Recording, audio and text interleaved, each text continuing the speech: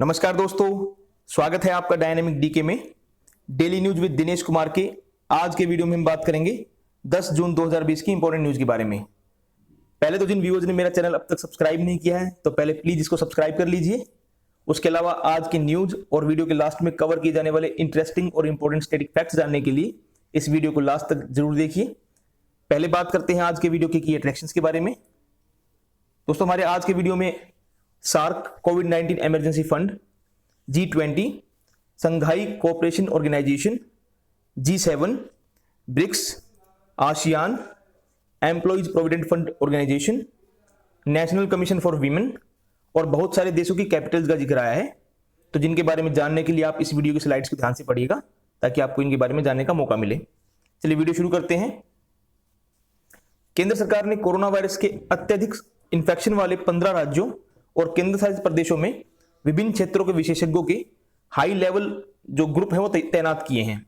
ये जो ग्रुप होंगे ये देश में कोविड-19 महामारी पर नियंत्रण के लिए राज्यों और केंद्र शासित प्रदेशों की सरकारों को तकनीकी सहायता उपलब्ध कराएंगे। मेघालय, तेलंगाना, तमिलनाडु, राजस्थान, असम, हरियाणा, गुजरात, कर्नाटक, उत्तराखंड, मध्य प्रदेश, पश्चिम बंगाल, दिल्ली, बिहार, उत्तर प्रदेश और ओडिशा में ये केंद्रीय दल तैनात किए गए हैं। प्रत्येक दल में 3 सदस्य हैं जिनमें सार्वजनिक स्वास्थ्य विशेषज्ञ, महामारी विशेषज्ञ और एक वरिष्ठ संयुक्त सचिव स्तर का नोडल अधिकारी शामिल है। आगे बढ़ते हैं। हमारी केंद्रीय वित्त मंत्री निर्मला सीतारमण ने आपात ऋण गारंटी योजना के तहत सूक्ष्म, लघु और मध्यम उद्यमों के लिए ऋण संबंधी सार्वजनिक क्षेत्र के बैंकों के कामकाज की कल समीक्षा की। नई दिल्ली में इन बैंकों के प्रमुखों के साथ बैठक में उन्होंने बहुत कम समय में आत्मनिर्भर भारत अभियान पैकेज के तहत 20,000 करोड़ रुपए के से अधिक के लोन को मंजूरी देने की सराहना की। उन्होंने ब्रांच लेवल पर बैंक अधिकारियों को ऋण लेने वालों तक स्वयं पहुंचने और ऋण की प्रक्रिया को सरल बनाने की सलाह दी। वित्त मंत्री ने कहा कि बैंकों को प्रत्येक योग्य जो MSMEs हैं उनको ऋण देने पर ध्यान देना चाहिए। उन्होंने कहा कि आपात ऋण गारंटी योजना के अंतर्गत सभी तरह की कंपनियों को ऋण दिया जाना चाहिए और इसे सिर्फ MSMEs तक ही सीमित नहीं किया जाना चाहिए। आगे बढ़ते हैं, बात करते हैं इंडियन रेलवेज की। रेलवे राज्यों की मांग के बाद 24 घंटों के भीतर श्रमिक स्पेशल रेलगाड़ियां उपलब्ध कराना जारी रखेगा। रेल मंत्रालय ने राज्य सरकारों से श्रमिक स्पेशल रेलगाड़ियों की आवश्यकता का ब्यौरा मांगा है। रेलवे बोर्ड के अध्यक्ष विनोद कुमार यादव ने कहा कि राज्य सरकारों की मांग पर रेलवे तुरंत आवश्यक संख्या में श्रमिक स्पेशल रेलगाड़ियां उपलब्ध कराएगा। रेलवे ने यह भी आश्वासन दिया कि भविष्य में किसी भी आवश्यकता के लिए अतिरिक्त श्रमिक स्पेशल रेलगाड़ियां उपलब्ध कराई जाएंगी। हम जानते हैं कि 1 मई से लगभग 60 लाख प्रवासी मजदूरों को उनके गंतव्य राज्यों तक पहुंचाने के लिए रेलवे ने लगभग 4,347 रेलवे गाड़ियां श्रमिक स्पेशल रेलगाड़ी चलाई हैं। बात करते हैं वंदे भारत मिशन की। वंदे भारत अभियान के तीसरे चरण में यूरोप से भारत के लिए एयर इंडिया की उड़ानों की टिकटों की जो बिक्री है वो आज दोपहर 3:30 बजे से शुरू होगी और टिकट एयर इंडिया की वेबसाइट से ही बुक की जा सकेंगी। एयर इंडिया ने जो एप्लीकेंट्स हैं उनसे स्थानीय भारतीय दूतावास या उच्चायोग में पंजीकरण कराना सुनिश्चित करने को कहा है, क्योंकि वंदे भारत मिशन के तहत उड़ान भरने के लिए यह आवश्यक है। पिछले हफ्ते अमेरिका, कनाडा और अन्य देशों के लिए उड़ानों की बुकिंग शुरू होने के 15 घंटे के भीतर 22,000 से अधिक टिकट बुक की गई थी। वंदे भारत जो अभियान है वो दुनिया का अपने नागरिकों को वापस लाने वाला सबसे बड़ा अभियान है, जिसके तहत अब तक 70,000 से अधिक भारतीय नागरिकों को वापस लाया जा चुका है। आज से शुरू हो रहे वंदे भारत अभियान के तीसरे चरण में air India Europe, Australia, Canada, America, Britain और अफ्रीका के लिए लगभग 300 उड़ानें कंडक्ट करेगा। विदेश मंत्रालय द्वारा चलाए गए वंदे भारत अभियान के तहत 230 उड़ानों और जलयानों के जरिए विदेशों से 40,000 से अधिक भारतीयों को स्वदेश वापस लाया गया। इसके अलावा मंत्रालय ने कोरोना से जुड़े चिकित्सीय सामान भी 150 से अधिक देशों को भेजे। इसके अलावा त्वरित कार्यवाही बल जो होते हैं, रैपिड एक्शन फोर्स, वो भी दुनिया के कई देशों में भेजे गए हैं। सार्क देशों के नेताओं के साथ प्रधानमंत्री नरेंद्र मोदी की वीडियो कॉन्फ्रेंस के बाद सार्क कोविड-19 इमरजेंसी फंड की स्थापना की गई थी। आगे बढ़ते हैं। कोरोना वायरस का मुकाबला करने और इस महामारी की चुनौतियों से निपटने के लिए 100 से अधिक वर्चुअल मीटिंग्स आयोजित की गई है। भारत की पड़ोसी प्रथम की नीति जो है, यानी नेबरहुड फर्स्ट पॉलिसी जो हमारी है, उसके तहत प्रधानमंत्री मोदी ने भूटान, मालदीव और श्रीलंका का दौरा किया, जिसके इन देशों के साथ भारत की दोस्ती मजबूत हुई। भूटान, नेपाल, श्रीलंका, बांग्लादेश, म्यांमार और मॉरिशस के नेताओं ने पिछले साल भारत का दौरा कर इस दोस्ती को आगे बढ़ाया था। प्रधानमंत्री नरेंद्र मोदी ने और अमेरिका के राष्ट्रपति ट्रंप की जो बेहद सफल यात्राओं से अमेरिका और भारत के संबंधों में मजबूती आई। हाउडी मोदी, जिसमें मोदी जब टेक्सास गए थे तो यहाँ पर वो प्रोग्राम आयोजित किया गया था। और उसके बाद नमस्ते ट्रंप, जब वहाँ के प्रेसिडेंट डोनाल्ड ट्रंप अहमदाबाद आए तब ये नमस्ते ट्रंप कार्यक्रम आयोजित किया गया। इन जैसे आयोजनों ने दोनों देशों के संबंधों को नई दिशा प्रदान की है। रूस के साथ रक्षा सहयोग और अंतरिक्ष साझेदारी को भी बल प्रदान किया गया। प्रधानमंत्री मोदी ने पिछले सितंबर में रूस का दौरा कर यहाँ के सुदूर पूर्वी क्षेत्र के विकास के लिए $1 बिलियन की क्रेडिट लाइन की घोषणा की। प्रधानमंत्री मोदी और चीनी राष्ट्रपति शी जिनपिंग ने पिछले साल अक्टूबर में मल्लापुरम में एक अनौपचारिक शिखर सम्मेलन में हिस्सा लिया। इसके अलावा प्रधानमंत्री मोदी ने संयुक्त राष्ट्र महासभा में भारतीय प्रतिनिधिमंडल का नेतृत्व किया।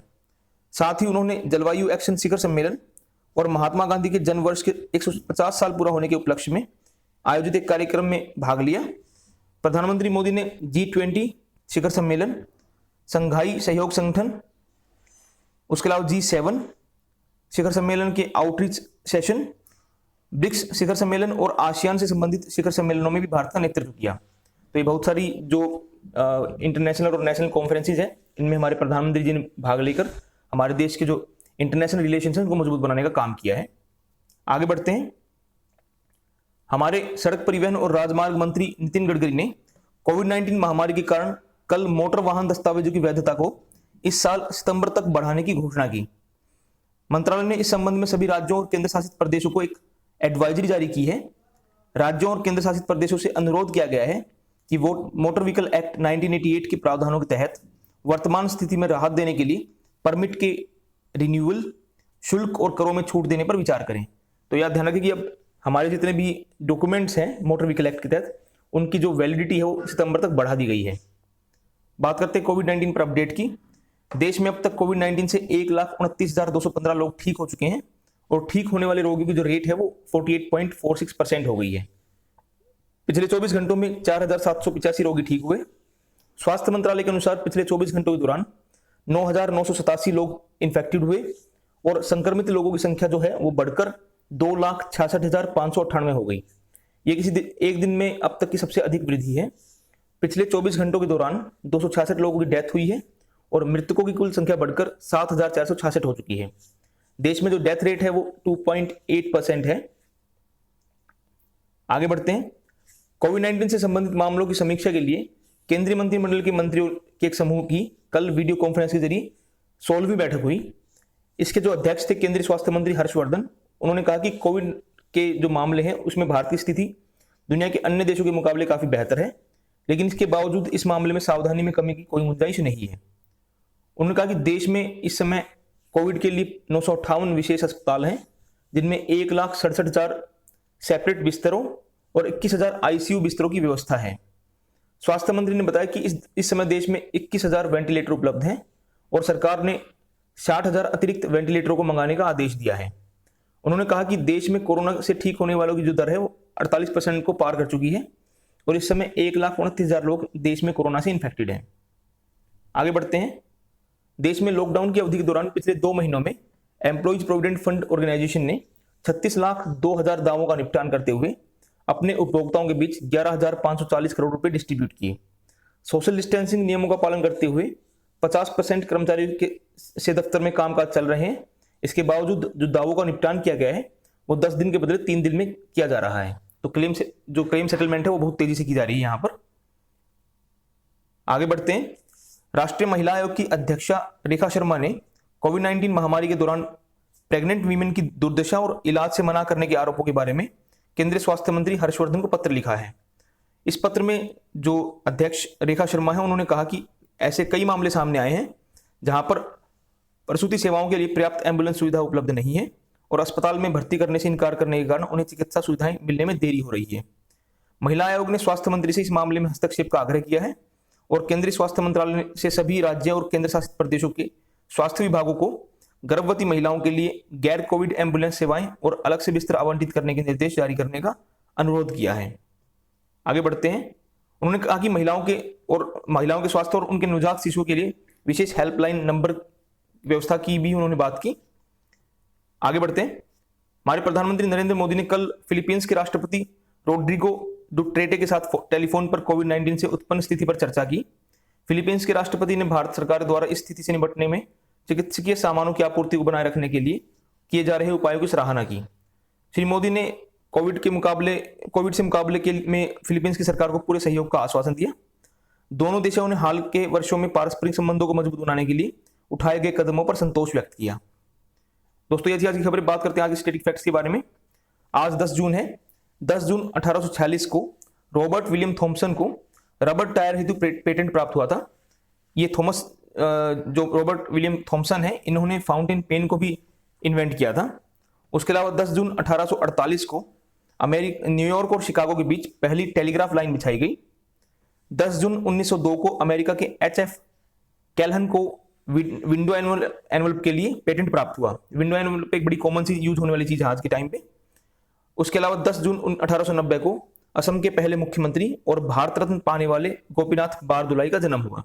तो दोस्तों, ये थी आज की खबरें और static facts. I hope you like the video. If you like it, please hit the like button, subscribe to my channel and do not forget to share it with all your friends. Thank you दोस्तों, bye.